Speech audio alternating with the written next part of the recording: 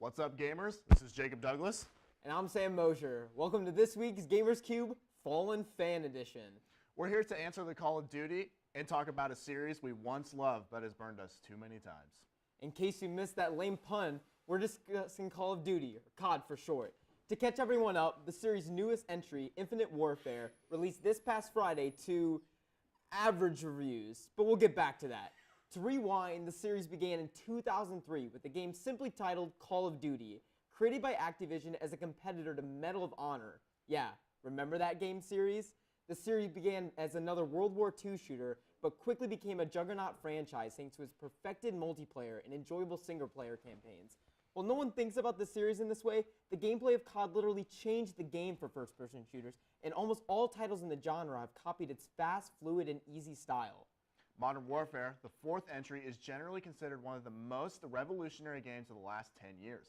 It ditched the wars of the past and created a fictional story in the present. With very few exceptions, the franchise and the genre as a whole has never looked back. Modern Warfare was where I and many others first fell in love with the franchise. The couch split-screen multiplayer defines my years of middle school sleepovers. COD's monopoly over my preteen years only continued with Modern Warfare 2. This added fan-favorite maps like Rust. This map is so famous that many people, including myself, still say 1v1 me on Rust as some kind of threat, because that's the world we live in. And the Black Ops series added the Nazi Zombies mode, which sounds ridiculous, but in a ridiculously awesome way.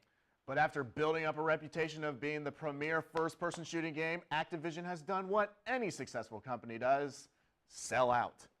It all started with a little game I like to call Advanced Warfare, when we got our first taste of boost jumps and dreaded weapon variants.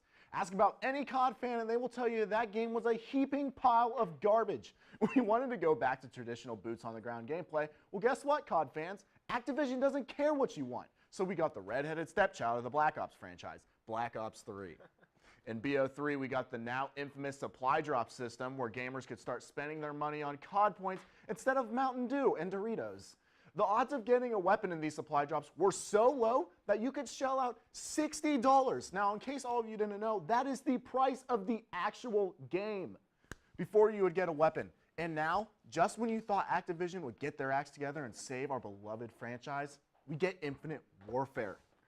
I can hear you COD fanboys right now saying, "But Jacob, what about Modern Warfare Remastered?" No, shut up. Do you really think that game was made to satisfy the fans? No, they did it to make money off of our nostalgia. If they really cared about the fans, Modern Warfare Remastered would have been available for purchase separate from Infinite Warfare, and not an excuse to get us to shell out $80 on both games. It's just another example of Activision milking us for our money and not caring about the fan base at all. Look, I'm like Sam. I love the old COD. I would play zombies with my friends for hours upon hours, and then when we were tired with that, we would go hop on multiplayer. But I simply cannot support a franchise that has screwed its fan base over and over and over again. Overall, as a series, Call of Duty needs to innovate.